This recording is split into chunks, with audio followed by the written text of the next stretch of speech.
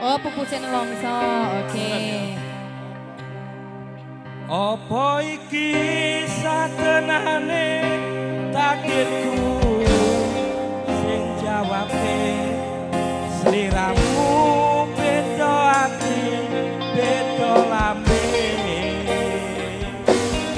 Wis kadung mati rasaku kang mas rungono tangisku becike kowe lunga saka uripku Bari basang rangge lintang ing angkasa kowe teka gawe lara marang tresno. iki wis jalanku pilihane wong tuaku ngapurane yen gawe Bledek, Mas Kaji. lara. Piye Mbak Mega?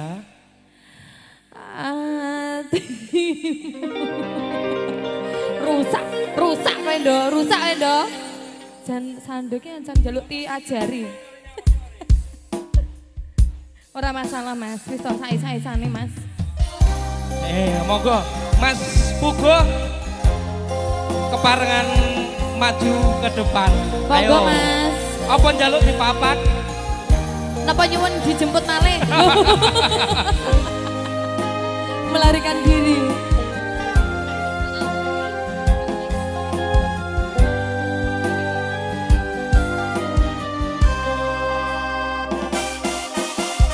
Geneng apa sifatmu saiki wis beda kowe ninggal aku nintengke wong liya apa rasa tresnamu saiki wis sina kaya lumut ning pinggir segara.